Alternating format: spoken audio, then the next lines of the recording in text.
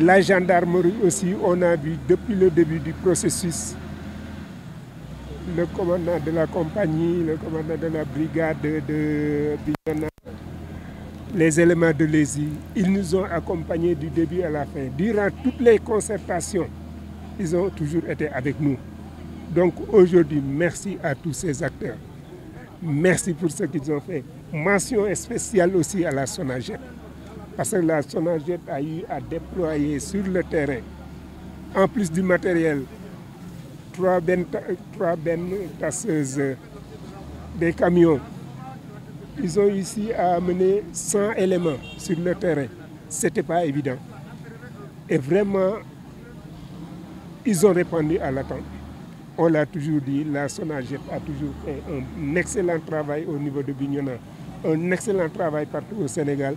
Mais aujourd'hui, ils ont encore confirmé ce qu'on attendait d'eux. Merci aux éléments de la SONAGED. Merci à toute la population bignonoise. La population a compris. Et les échos que nous avons, ça peut être dur. Le Sénégalais a peur parfois de se déplacer. Mais aujourd'hui, ce que nous avons vu, et je sais que les maires aussi vont tout faire pour accompagner au niveau des sites de recasement, c'est les populations de Bignona. Et ce que nous souhaitons aujourd'hui, on nettoie, mais demain, après-demain et les jours à venir, on ne veut pas vraiment que les gens reviennent. Il y aura un suivi, les maires vont prendre leurs dispositions, la gendarmerie ici va accompagner dans ce sens. Et aussi la presse aussi, je profite de l'occasion pour vous remercier et vous féliciter aussi. Durant tout le processus, vous avez eu à apporter votre contribution par rapport à la sensibilisation. Et ce que je peux retenir de vous, on a une presse de développement au niveau de Bignona. Le mérite vous revient aussi. Vraiment, en quelques mots, c'est les sentiments que nous avons par rapport à cette opération. Et comme je le dis toujours, et je ne cesserai de le dire, Bignona est en train de donner un bon exemple. Ils sont en train de le faire ailleurs dans d'autres secteurs. Mais pour cette activité de désencombrement, vraiment, nous tirons le chapeau aux commerçants, de véritables citoyens. Merci. Bakary Diatta, maire de la commune de Bignona. Voilà, donc à travers l'arrêté ministériel qui consistait à dégager l'occupation anarchique de la voie publique, on a décidé de commun accord avec les commerçants qui ont occupé la RN4 de dégager toutes les occupations aujourd'hui. Il y a eu des réunions préalables qui ont précédé donc, cette activité où il était question de discuter par rapport aux dispositions à prendre pour que tout soit fait sans créer de dégâts. Les commerçants, les occupants avaient pris l'initiative de dégager, de sortir leur matériel et aujourd'hui, pratiquement, il ne reste plus rien parce qu'eux-mêmes, ils ont démoli leurs installations pour permettre à ce que le travail puisse se faire sans problème. Ouais, nous privilégions la sécurité parce que c'est vrai qu'au-delà de l'arrêté ministériel, il y avait le projet de réhabilitation de la RN4 qui avait dédommagé même tous les occupants. Aujourd'hui, il y a un manque à gagner parce que c'était des installations qui permettaient à la commune de pouvoir générer des ressources à travers les taxes. Mais pour nous, la sécurité est plus importante que les taxes que nous prélevons de ces commerçants. Parce que l'occupation qui a été faite de la route était vraiment très dangereuse parce qu'un accident pouvait apporter une catastrophe. Mais aujourd'hui, Dieu merci, nous sommes arrivés à convaincre les populations, les occupants du marché, à pouvoir se déplacer sans problème. On a pu trouver un site de recasement. Nous avons échangé avec eux par rapport à ce site de recasement et nous avons préparé pratiquement le site. Maintenant, il reste à eux de venir s'installer au niveau du site. C'est vrai que les commerçants ont une habitude. Penser que là où ils sont, c'est là seulement où ils peuvent gagner. Alors qu'il y a un site bien aménagé qui les attend. Donc nous les invitons à regagner ce site pour pouvoir continuer leurs activités au niveau de la commune de Bignona. Bon, le nettoyage qui se fait aujourd'hui va se prolonger et nous attendons incessamment le démarrage des travaux de la voirie avec Ageroute. Mais en attendant cela, nous allons mettre un dispositif de surveillance pour que personne encore ne vienne s'installer au niveau de cette bande déjà dégagée. Le chef de cabinet du maire de Tangori. Merci. Donc, si vous faites le constat, on a assisté à un déguerpissement très paisible à Bignona. D'ailleurs, un déguerpissement avec la collaboration des occupants. Ce qui a permis cela, c'est parce que nous, en tant que collectivité, nous avions pris les devants. La commune de Tangori a pris les devants tout en sachant que ces occupants qui y sont, ce sont des responsables de famille. C'est les activités qu'ils mènent, c'est à partir de ces activités qu'ils parviennent à nourrir leur famille. Donc on a dit qu'il faut quand même anticiper, trouver des sites de recasement pour pouvoir d'abord les recaser et les sensibiliser par rapport au déguerpissement qui arrive. Donc dès l'instant que le site est trouvé, si vous faites le constat, c'est depuis avant-hier qu'eux-mêmes ils ont commencé à déguerpir et venir loger au niveau des sites de recasement. Oui, nous avons quand même, comme c'est une situation qui se présente, on a trouvé d'abord un site de recasement très provisoire. Nous avons notre marché qui sera en construction et les délais, c'est dans 8 mois, notre marché sera livré par rapport à l'entreprise qui doit construire le marché. Donc on a un marché qui sera très bientôt construit et sera livré maximum dans 8 mois. Effectivement, les solutions sont déjà trouvées. Il va falloir travailler avec la Sénélec et les autorités étatiques. Je veux parler du sous-préfet pour concocter ensemble un plan d'éclairage, mais un plan aussi de suivi et de sécurité pour ce site de recasement provisoire. Kon ñoo ngi leen di nuyu yéen ñëpp di rafetlu teewaay bi di sant borom bi sant les populations de Bignona mais sant aussi les commerçants de Bignona man ñoom lay njëkkeel ci cant bi parce que lii nu def tey ay waxtaan la woon bu nu nee nañu dindi yàgg nañ ko ay ati at ne leen war nañu jóge ci tali bi mais cette fois bu nu ñëwee toog waxtaan les maires yi de Bignona maire Tangori commerçants yi le sous-préfet les différents acteurs la gendarmerie ak yeneen acteurs yi même les autorités religieuses imam Cheikh Bodian par exemple danoo waxtaan bu nu waxtaanee ñoom ci seen bopp nangu na ne fu nu nekk baaxul fu nu nekk yàlla nuy sutural rek mais nu ngi ci kaw tali bi de kuy wax tali route nationale ay jaaykat dem ba nekk ci kaw oto yi di xëccoo tali bi ak nit ñi ak jakarta yi yaakaar naa ne loolu yàlla moo nu sutural moo tax bu nu waxee loolu ba jàppoon dat ne le 10 dinañ ko def commerçant yi dem waxtaan seen biir ñëw ne suñu sañoon ñu yokkal leen parce que ci ouverture des classes la ñu nekk am na ci ñoo xam ne xëy na jël nañu bor ñii dem nañu jënd ay marchandises pour jaay ci ouverture des classes yi suñu leen mënoon yokkal dina baax bu nu waxtaanee ba ne ok bon d'accord nañu ci yokkal leen fukki fan ak juróom mooy le 25 doon dernier délai bi bu nu koy waxtaanee teew nañu imam Cheikh Bodian mi ngi teewoon ñoom nu jël engagement ne lu nu bëgg mooy le 25 suñu sañoon soo leen ñëwee le 25 doo leen fekk kenn sur le terrain et loolu engagement boobu nu jëloon dama koy rafetlu lool parce que le 24 ku fi jaar ci guddi gis na ñëpp dem na. le matin bu nu ñëwee tey ñëwunu pour daaneel ñëwunu pour toj lan lañ def dañuy ñëw pour buub mbalit moo di ne ñoom ñëpp jël nañu seeni bagage déplacé wu dem ci site yu ñu leen jox loolu muy loo xam ne engagement citoyen la boo xam ne il faut nu rafetlu ko parce que nit su joxee kàddoom danoo joxe seen kàddu de buñ ko joxee aussi dañu ko respecté muy lu rafet ginnaaw loolu les maires aussi def nañ si liggéey bu am solo may profiter vraiment pour féliciter leen ñoom aussi su ma leen féliciter parfois sax mën naa ne mën na ñàkk parce que ku wax marché wax maire de ñoom tamit gis nañ nun si xare seen tànk tubéy ngir marché bi ñu jéem ko defar am nañ site provisoire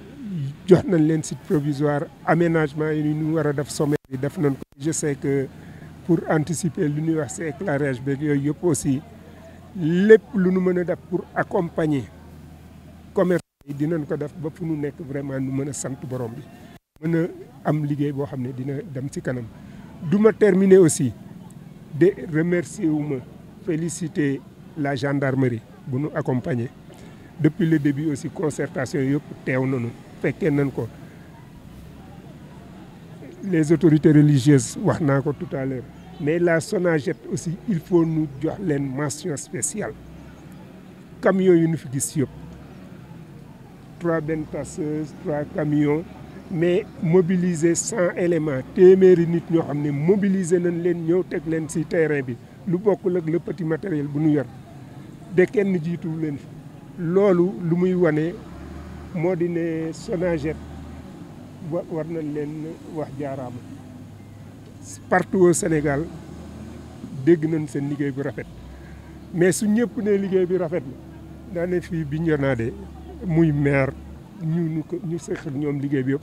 suñu ne rafet na ñun dañu naan romb na rafet parce que chaque jour Bignona kuy jaar ci mbedd yi gis nañu liggéey bu rafet bu ñuy def donc waa SONAGED vraiment amel nañ leen njukkal jaaraama. waa marché bi aussi jaaraama gis nañ seen taxawaay jigéen ñee góor ñi président loolu moom vraiment yeggaleel ko tous les commerçants am nañu mbégte si ñoom parce que gor su waxee rek jëf ñëpp gis duñu def lu war a dañu am lu dul delloo leen njukkal vraiment joxe ngeen exemple ne Sénégal nii la war a demee lépp lu ñuy def suñu joxantee loxo waxtaan dinañ am solution de lii waa Bignona vraiment def man de am nañ si mbégte et je sais que aussi les plus hautes autorités de ce pays aussi à commencer par le président de la République parce que su sañoon Sénégal fépp baax les premiers ministres le ministre de l'Intérieur ñoom ñooñu ñëpp vraiment lii suñu ko déggee tamit dinañ kontaan si waa Bignona parce que Bignona lu ñu leen wax mooy Bignona actuellement moo ngi wane boppam de lii ngeen def dafa ñëw dolli si lu ñu doon wax yeneen secteurs yi aussi yéen a ngi wane seen bopp mais engagement citoyen bi du ma wax am na feneen de mais daal yàlla bu si cat dugg noo ngi gërëm ñëpp di gërëm aussi en dernier lieu balaa nu naan fàtte naa leen la presse de Bignona presse bi nu ma leen di tuddee toujours c'est une presse de développement nekk nu fi pour wax kii moo fi gën wala kii moo kii ku def lu baax chaque jour dinañ ko et processus bi yëpp du début à la fin vraiment jàpp nañu ci sensibilisation bi su ñëpp amee compréhension beneen mbir mi lu baax la lu rafet la am ngeen ci wàll donc yéen tam vraiment noo ngi leen di gërëm di leen sant di ñaan yàlla vraiment fu nu jëm ndax fu nu jógee donc commerçant encore une fois jërë ngeen jëf la gendarmerie. Aïda Diémé laa tudd dëkk Tëndouk man maay président marché Djiragoone waaw ñu ñoo nekk ci liggéey bi niñ fi nekkee nag depuis que ñetti semaine a ngi nii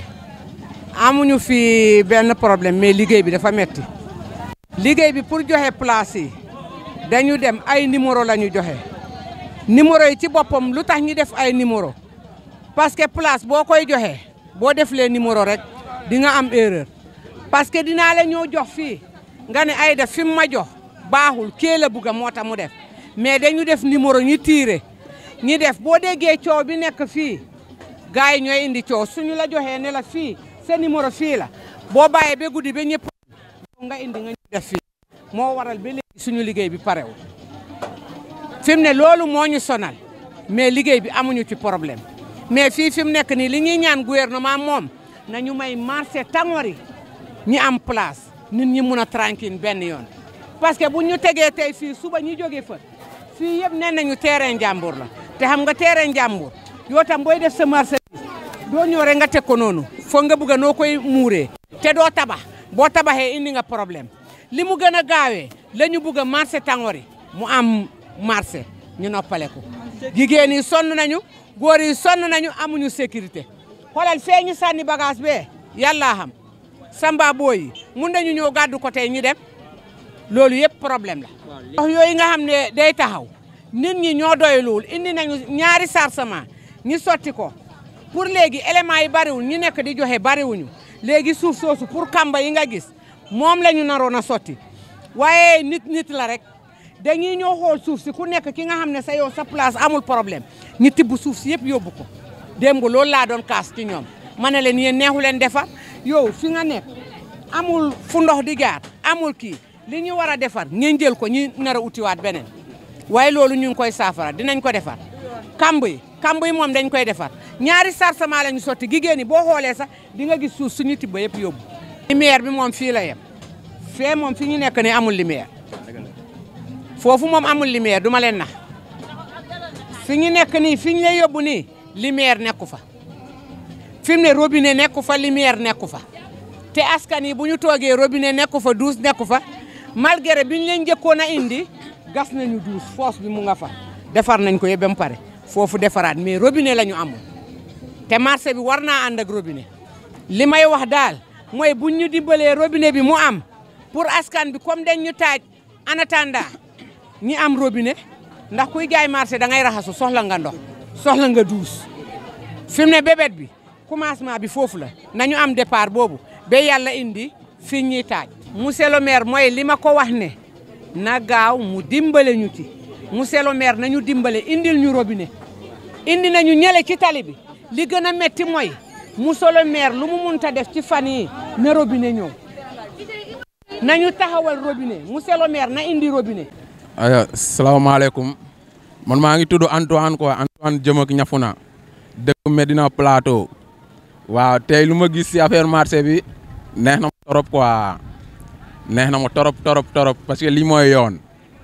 lii yoon la ñu nay jakartaman la ñu dañ doo ñëw sax pour nga daw ci tali bi sax problème la quoi problème la mais tey li nga gisee na ngay gis nii sax nga xam ne waaw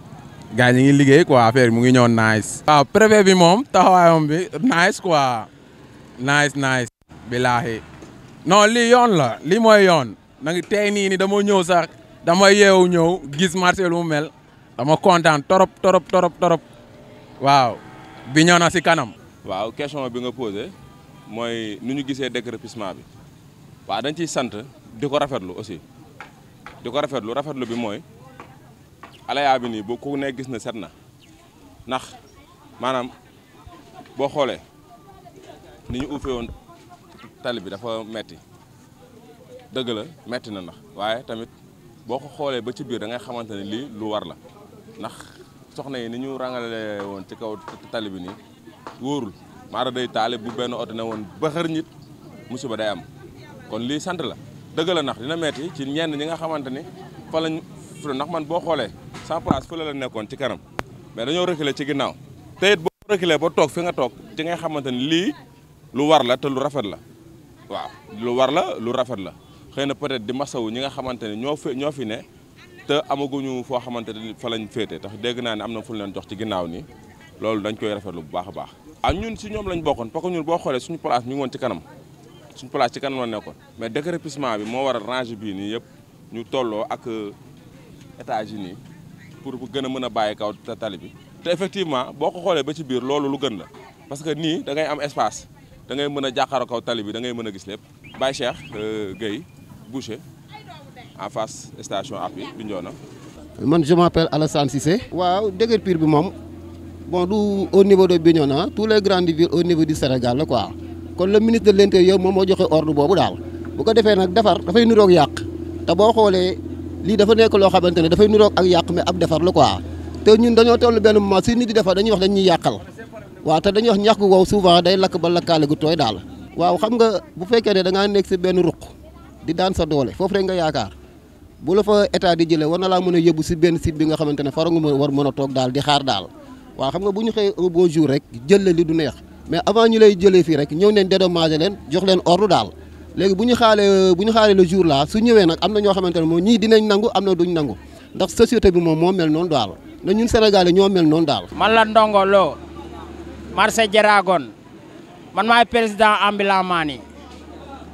maan yi man maay seen président fii si Bignona man maa leen présenté fii. waa liggéey bi sant yàlla parce que ñun ñoo fi jëlee beneen régime bëgg lu baax moo tax rek mu demee nii waaw Sonko moom wax dëgg yàlla ñu ngi koy sant di ko gërëm waaw di ko ñaanal gudd fan ak wér ñoo xam liñ bëgg si réew mi yàlla na leen ko yàlla defal parce que lii yombul quoi gars yi jox nañ ñu délai ay ati at ba tey yàlla dogal ko nii sant yàlla la ñuy def quoi waaw parce que lii baax na ci dëkk bi ku ñëw mun a xool taaru Bignona quoi waaw. waaw loolu boo ko gisee li ñuy doog a dem foofu la rek waaye bu soobee yàlla lépp dina réglé wu dinañ ñu defaral foofu lépp parce que jox nañ ñu place ñun ñëpp képp kuñ fi jëlee jox nañ la place waaw ñëpp am nañ place ñëpp ñu ngi foofu si ginnaaw fii si Jaragon bi waaw affaire yi daal moom sant yàlla la rek sant yàlla. waaw autorité yi la maire moom dañ koy sant di ko gërëm parce que mënoon na demee neneen ñu ñëw yëkkati bu ñu neexul parce que bàyyi nañ ñu jël suñu temps. bàyyi nañu ñu jël suñu temps ba yàlla dogalee ko nii ku nekk jël nga sa bagage si jàmm kenn yàqalul kenn merul kenn débordé wul sant yàlla la maire nag moom dañ koy ñaanal gudd fan ak wér rek loolu kese lañ koy ñaanal moo xam li mu bëgg si Bignona yàlla na ko yàlla defal quoi waaw Sonko tamit dañ koy sant di ko gërëm di sant Jomaay bu baax di leen gërëm ñoo xam liñ bëgg si réew mi ci lu baax yàlla na ko yàlla def yéen journalistes yi tamit Bignona TV seen liggéey am na solo lool ñu ngi leen di sant di leen gërëm wasalaamualeykum wa rahmatullah wa barakaatu.